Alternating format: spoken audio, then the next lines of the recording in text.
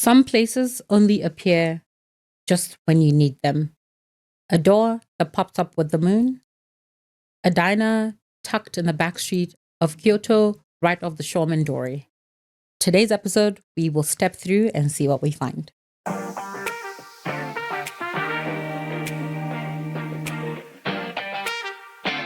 Hi, welcome to the Book Corner with me, Mish Atagana. Let's discover new worlds together. Hi, everyone. Welcome to the Book Corner. I am Mish Atagana.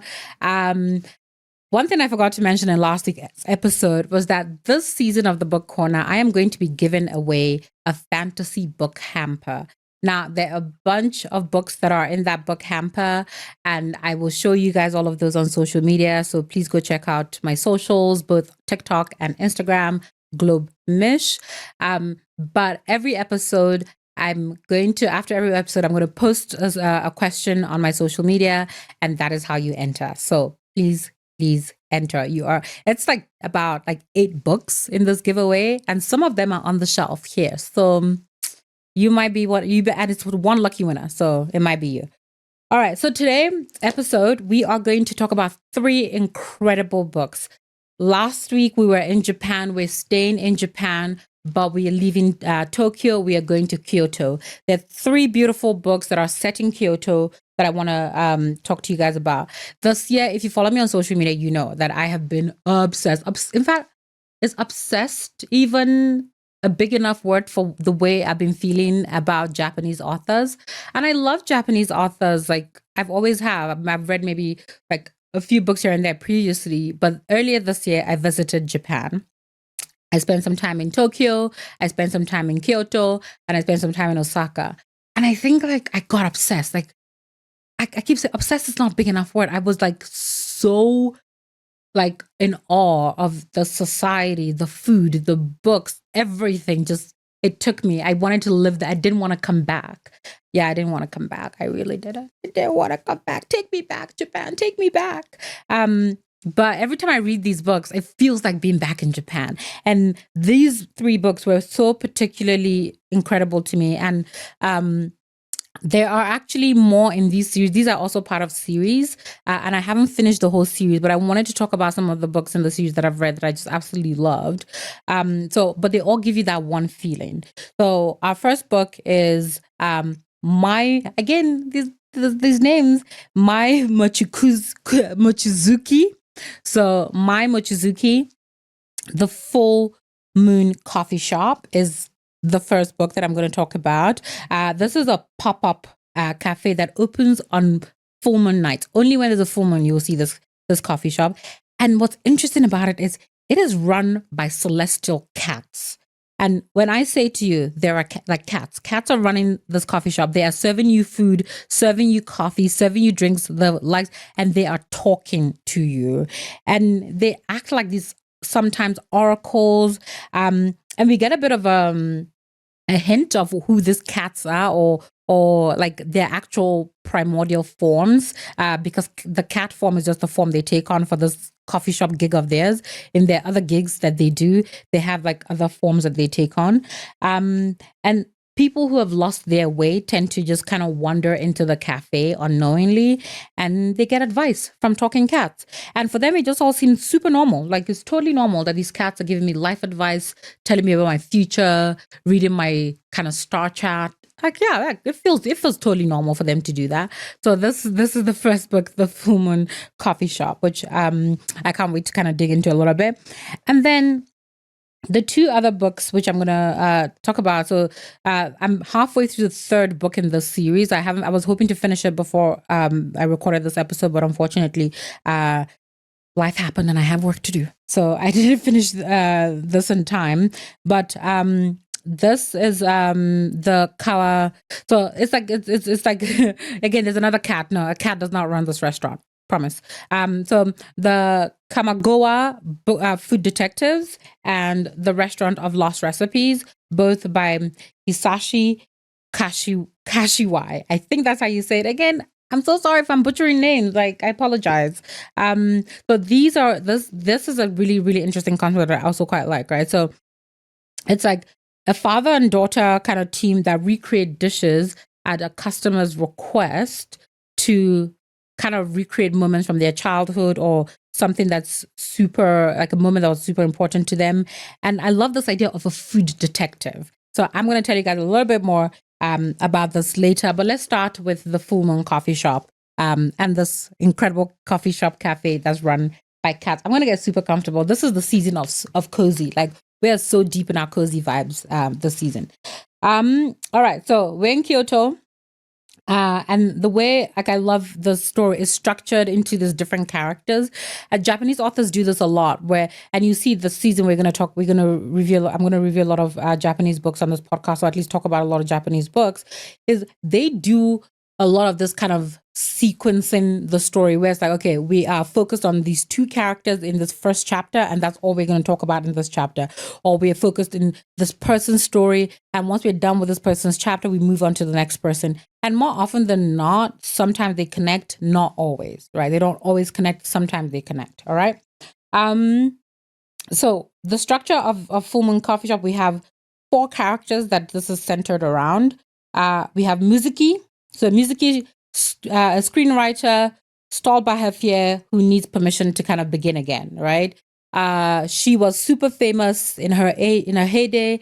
Now she had a couple bad runs. Now she's writing like game script, and she's not really putting her all into it, right?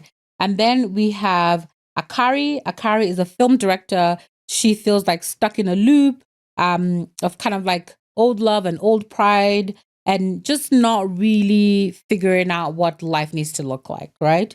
And then we have Megumi, who is a gifted hairdresser, but who keeps choosing stability over desires. Like, doesn't really want to know how to chase her passion, if you will.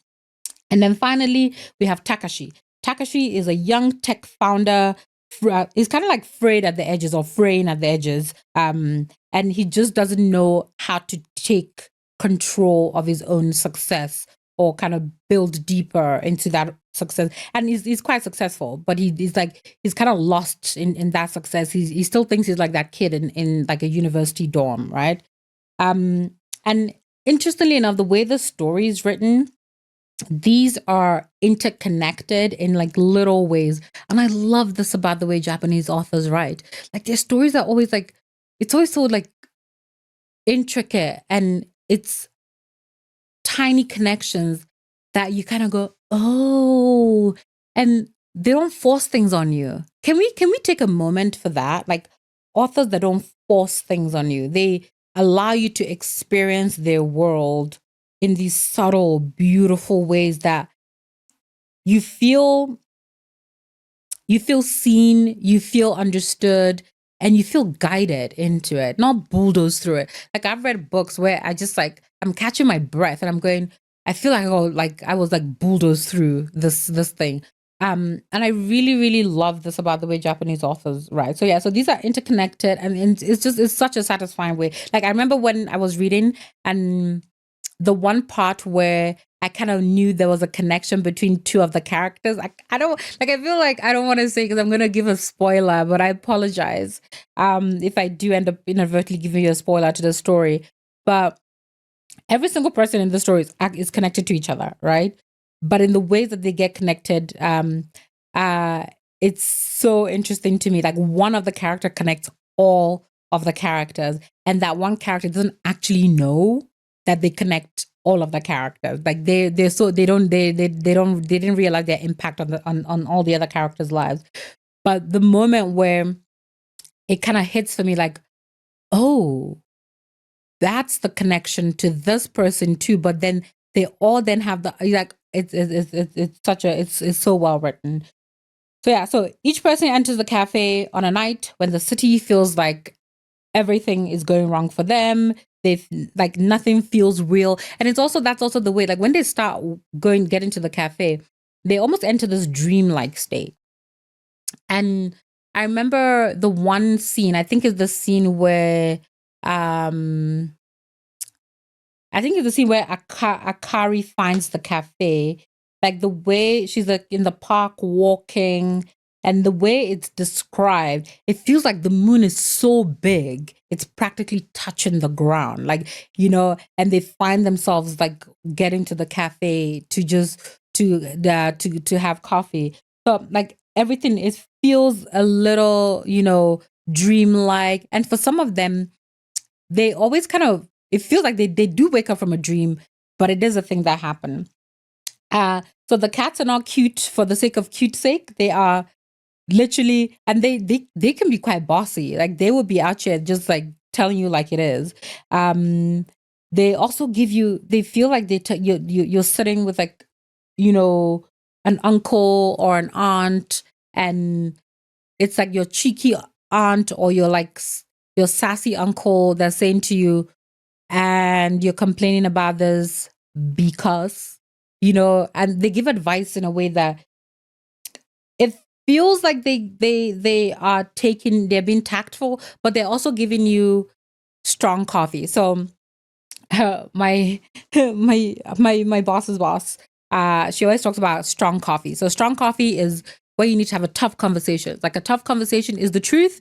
It doesn't mean that no one cares about you or no one cares about your opinion, but it's a hard truth that you have to hear. So strong coffee. So it feels like they're giving you strong coffee. I know I'm using a coffee analogy about a book about a coffee shop. Guys, I can't help myself. It is what it is.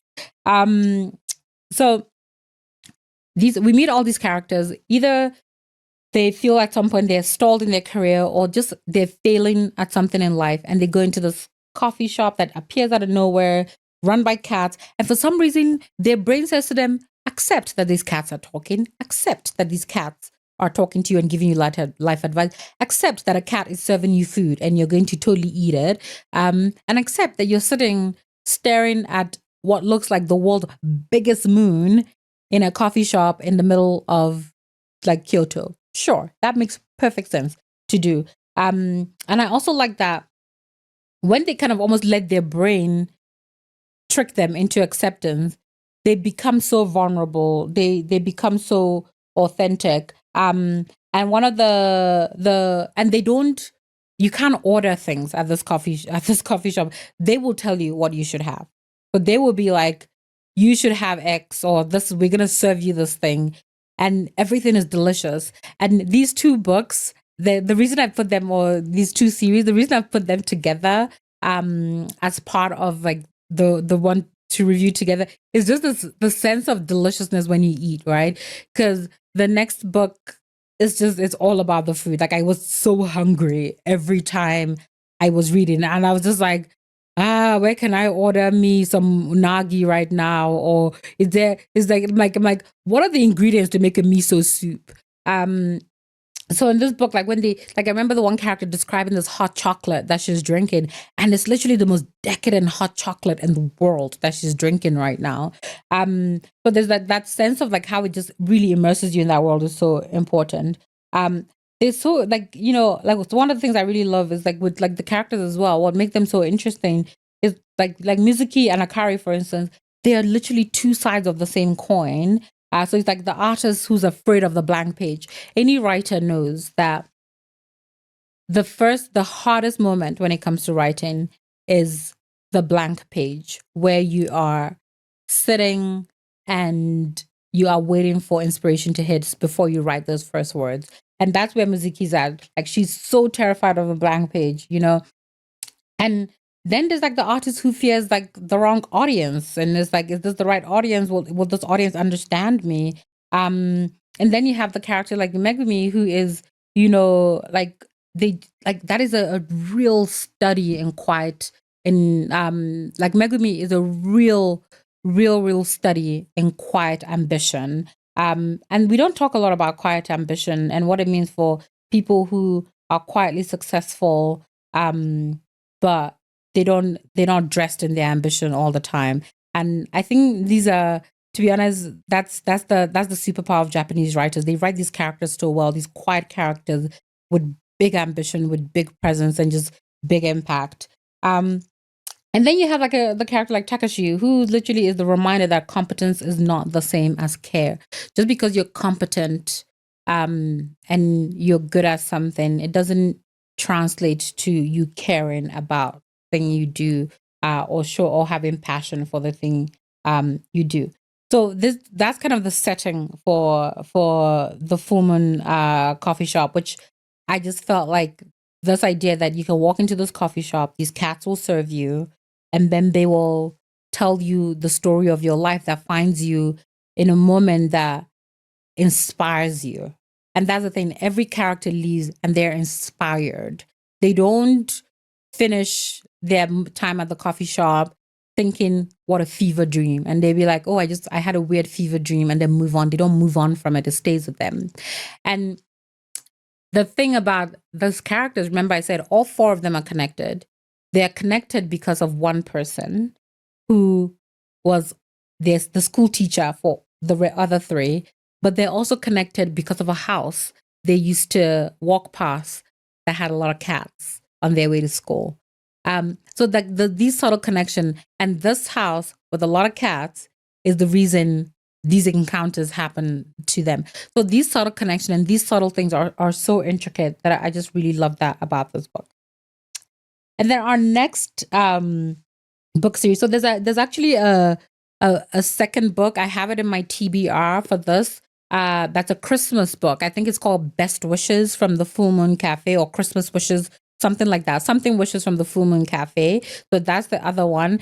It's Christmas themed. So actually I'm saving it to read it at Christmas time. So that I'm gonna read that then. I'll definitely post on social media about it when I do. And then this one,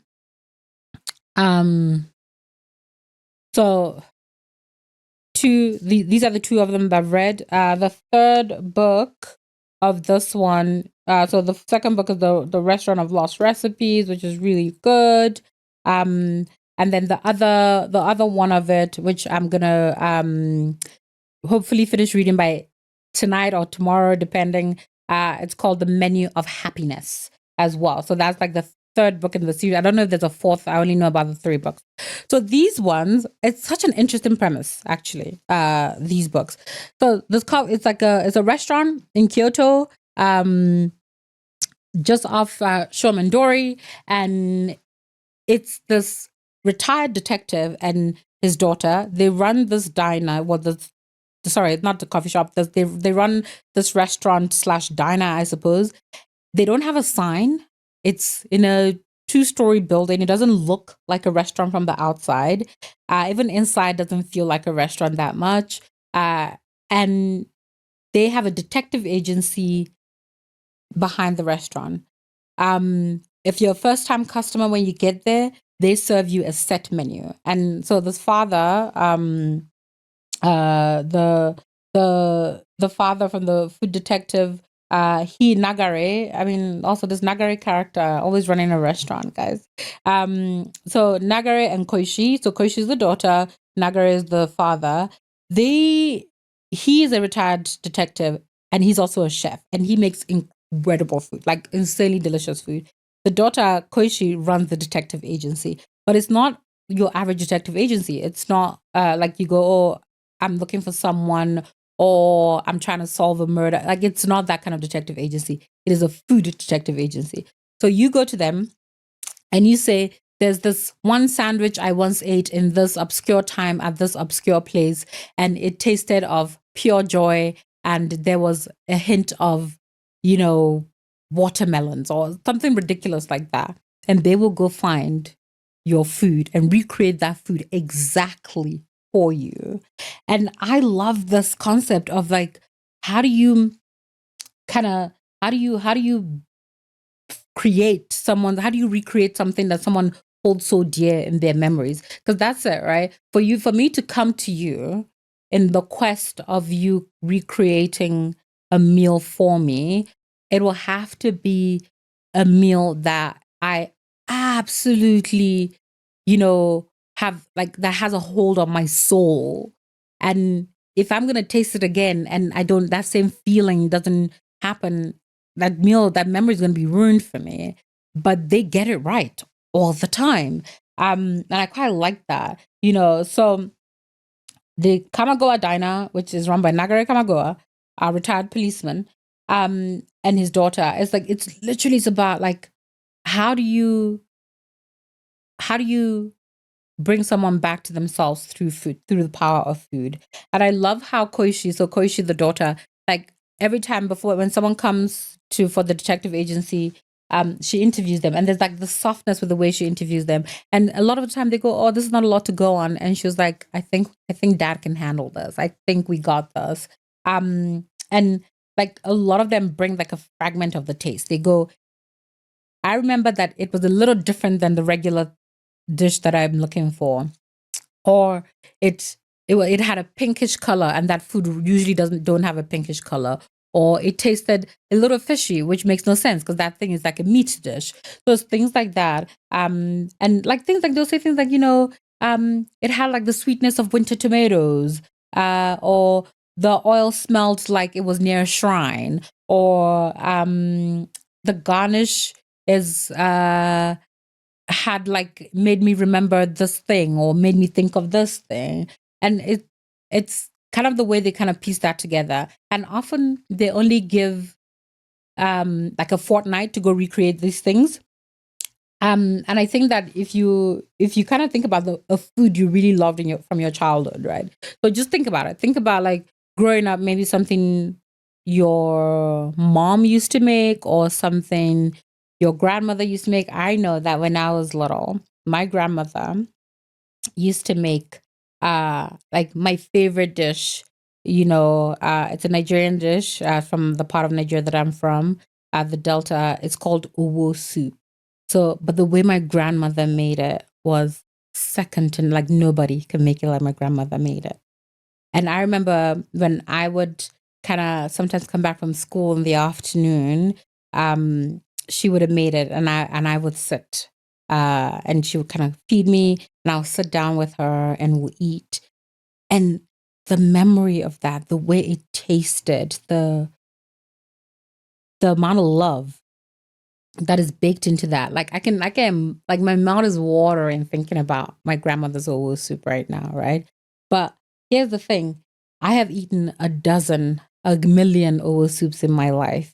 The one my mother makes, which is incredibly delicious, the one my father makes, which is absolutely divine, and not a single one can taste like that, right? So imagine now you come to a food detective at a crucial point in your life and you want them to recreate a meal that stayed with you because eating that meal again is going to help you in this critical point of your life. Now imagine that and the pressure of that, right? Um, so like one of my favorite cases, and I remember thinking about this was like this widower comes in and she wants them to recreate like his late wife's favorite meal. And it's like sorry, her like oh sorry, this widow comes in and like this one meal that she had and apparently her husband made for her once, and she's like, I don't even remember it properly, but apparently he's been asking for it. He's on his deathbed, he's been asking for it. And apparently the reason, he made it for me once, but I can't even tell you what it tastes like. These are the best, like, these are the things I remember. And it's just the story of the way she kind of goes through that motion of trying to get that meal recreated. And then us learning later the reason she actually wanted that meal recreated and the fact that she'd been trying to do it herself. And like there's a scene like where Nagare talks about how didn't you notice like the oil burns on her hands because she's been trying to create this, and it's like a deep fried thing, and so like she's been trying to fry this, and she gave up and she's come to us so we can solve it for her. So I really really like that. Um, and then if I think about the sequel and how the story kind of unfolds, because again, like I said, Japanese authors do this thing where they kind of layer stories. So it's like chapters, like characters are built out in parts. It's like chapter one, it's this one person coming to the cafe to look for the specific meal and then investigate, create the meal for this person. Chapter two, this other person. So we go through all the different characters as they kind of go through there. And while we're there, we're learning about the owners of this restaurant and their lives as well. So when I closed book one, I was just like, what a lovely book. And I keep doing this with Japanese authors. I've got to stop because there's inevitably probably going to be a sequel. But I'm just like, What a lovely, lovely book. Ah, that feels so good. I want to go eat like my grandmother's owo soup now because of this. And then I posted about it on social media, and someone responded to my review to go, "Oh, I'm so glad you like this book. Have you Are you going to read the sequel?" I was just like, "The see what now?" And they're like, "Yeah, there are two more books." I was just like, "What?" I have to find them immediately. So the Restaurant of Lost Recipes, which is the sequel, the premise widens a little bit more. So we meet some repeat customers, and also this is the thing, like this restaurant, they have an ad in this magazine called Gourmet Monthly, but they don't put their address in it. When you find them, you're meant to find them. But this is not unlike, say, the Full Moon Coffee Shop or the um the Before the Coffee Gets Cold series. There's actual threads of magic in this storytelling, right? I mean, we're talking about talking cats, for crying out loud, in the Full Moon Cafe, right? And the Before the Coffee Gets Cold series, we're talking about a coffee shop, a cafe where a chair takes you back in time. This is just good old fashioned restaurant that is just super popular by word of mouth. And they don't even, like, the way they charge people is so interesting to me. So they'll be like, here's our banking details. Pay us what you think this was worth. The service we provided for you, what do you think it was worth? And I also loved in one of the books, Koishi says to the patrons, like, yeah, this is the bank account, pay us what you think is worth, and oh, apply a student discount that you think is fair because you're a student. And I'm just in my mind, I'm just going, this is not how you run a business, guys. This is not how you run a business. But the customers, they see the value, and they still, they're in business, and at least halfway through book three, they're still in business. They see the value because the value they give people is beyond just tasting food, is beyond just reliving a memory. It's about finding a sense of self again within like your life and your present moment. And this food that you have gone to eat again, bringing you back to who you were in that moment. Because more often than not, we found that these characters, these meals, in the moment they ate those meals, it was either the happiest time of their life, or it was a time where they held on to their dreams so strongly. And it was their truest self. They almost felt their truest self. So by recreating these meals, it's not just about giving them a window back in the past to kind of relive, but also to reroute and be like, let me reroute myself in who I am right now and move forward, being reaffirmed. So the second book, which I'm gonna tell you about now, that premise really widens out with this whole idea of rerouting and refocusing on the self. So we meet a few repeat clients. We also kind of see a little bit of Koishi's personal life. The daughter, we see a little of her personal life. We see her father hint about her getting married. We see them kind of talk about the emotional moments of their lives with her mother had passed away, so they have a shrine or an altar in their house dedicated to her. We also see a lot more the emotional arcs that get revealed. They're not shocking. They never are in these books, right? They're subtle, but they feel so well placed within lives. And we also see a lot around, like, the idea of dignity and, the dignity of asking for what you miss. And this is I remember thinking about this actually when I finished reading the second book, and I was just like, we don't ask for the things we miss often. We just miss them. We miss them and long, but we don't actually go, can I find a way where I can be met with competency and care? And this thing that I miss, can I ask for it? And will I find it again? I don't know. I like that. That concept is super, like, interesting to me.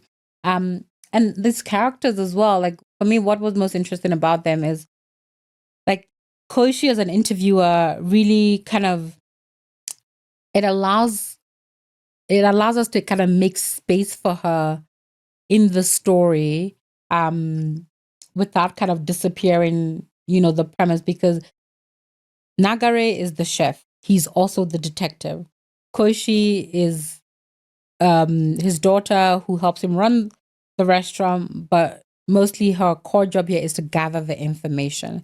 So it's through her that we slowly get to know people. it's through her that we get to understand the meals people are after and the motivations of why they're after it. And then one of the and I get what I like also about Nagare, he's so gruff, he's so funny, he's actually really funny. And there's a method to how he does things. He's so methodical. I mean, he's a policeman, so of course he's super methodical. Um, and this family business, you can just see their dynamic, the way they talk about their plans, like dinner plans, and even the conversation that Koishi has with Nagare about, the family vacations he missed because he was working late and things like that. So there's like super clear roles in their family. There's a deep trust between both of them, and definitely a lot of teasing, a lot of gentle teasing that's happening between the both of them. And I also love the way that these books kind of look at the idea of food. I mean, I talked about this a lot. I was hungry every time I read any of these books. I was hungry. I got hungry, and which was really bad because I'm trying to be super healthy, and I'll just be like, oh, now I gotta go have like I gotta make something with shiitake mushrooms. Like I literally made like a shiitake mushroom omelet the other day because of these books. Because they're like, oh, and this includes shiitake. I'm like, shiitake mushrooms. I gotta have shiitake mushrooms right now. But the way they also look at food as something that stores data. Like think about that. Like we often don't think about the data that food has. I every time I eat a bowl of cornflakes with warm milk, and specific on the warm milk, every time I eat a bowl of cornflakes with warm milk, I go back to a specific day when I was 7 years old. I came back from school. I'd been bullied and I was crying. And my mother made me cornflakes with warm milk. And we sat at our dining table at our old house. And I ate it. And she just let me sit there and eat my cornflakes. I didn't have to explain anything to her because I didn't want to talk about it. She just sat with me. I ate my cornflakes. And she just like gently was smiling at me, teasing me about milk running down my front. But it was one of the most, like when I think about that moment, there's this beautiful, beautiful haze that surrounds me when I think about it. And every time I have conflicts with warm milk, without fail, I think about that memory. And that is data that is stored in that meal. And it's not even like it's the same cornflakes. I don't even know what brand of cornflakes I ate that day.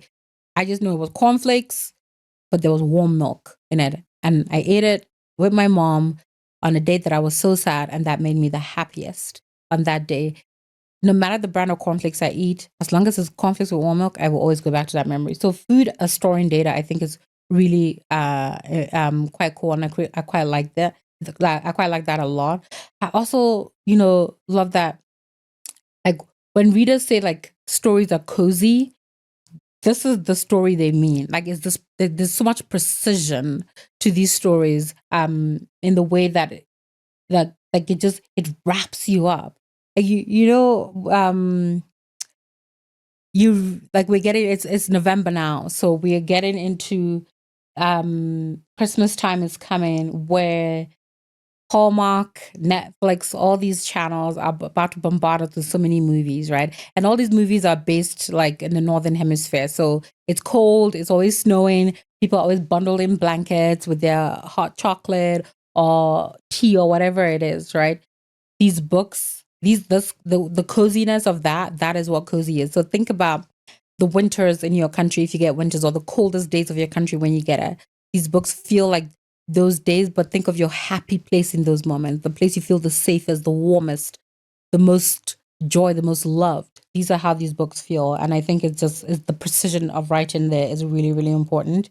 Um, and also, it's writers that they don't humiliate their characters for longing for things. And all these characters, they're longing for something. There's a deep longing that in all three books that exist, right? But the writers, they don't humiliate them. They come to the reader with reverence about these characters. These characters are seen as sacred blueprint, that show us that it's okay to feel what we feel. Like it's like they're like they kind of let longing be the road back to oneself, and I really really love that. It's like the way, like I remember, I think in one of the Full Moon Cafe, I think I want to say Megumi's character, or is it Mizuki's character? like her longing, and the way, like, yeah, Mizuki, the way the longing is described for her, it feels like a road back to living. Like, yes, I have this longing, but how do I turn this into a map that takes me back to where I can live my full life? So I really like that. Um, and then I also love these kind of, where um we look at like almost like these single breath moments. That's what I call them, like single breath moments. So it's like a woman stands under a full moon and a cat tells her to trust the message she's avoiding. And you're just like, I'm sorry, what now? You know? And you kind of have this moment where she kind of laughs because this is ridiculous. A cat is talking to me. Why is a cat talking to me? And then she writes the text message she's been avoiding for months. And that spirals and changes her life, right? Or a man sits in a basement diner, he tastes the broth and he has not had this taste or this feeling in decades. He puts down his chopsticks, takes a breath, and this idea of like, let me savor the moment. So these cafes, what they do, they use fable, they use like these almost fairy tale like things to give you permission, you know.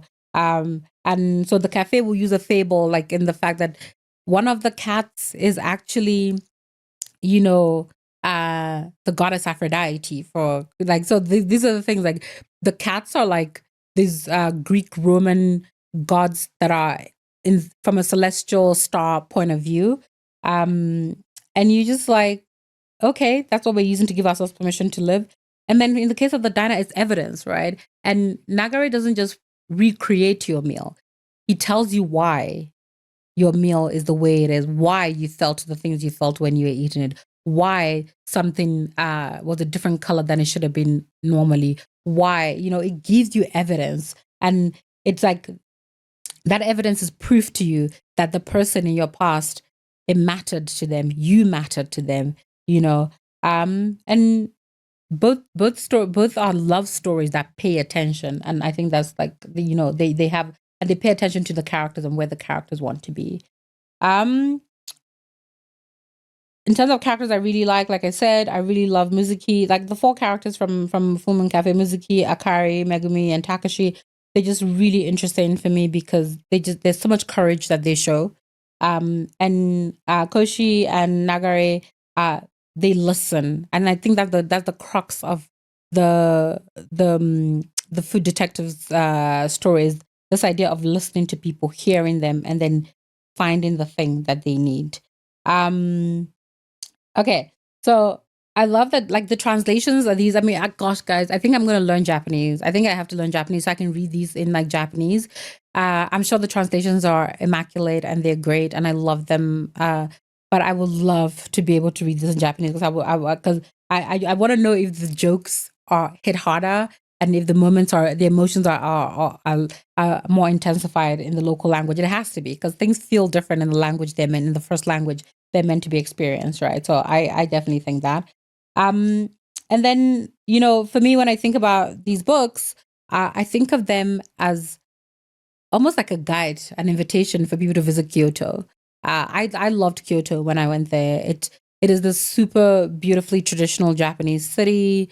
The food, oh, the food. So when I read these books and the food is immaculate, I'm like, can testify this is so true. The food is incredible. Um, but yeah, so these are really great books. If you've read these books, I would love to hear your point of view. If you've read them in the original Japanese, please talk to me about them. Please, I have to know like if there's better in the original Japanese. So yeah, find me on social media, Globemish on TikTok and Instagram. I would love to talk to you more about Japanese literature and what you are reading. Hope to see you next time. And we out.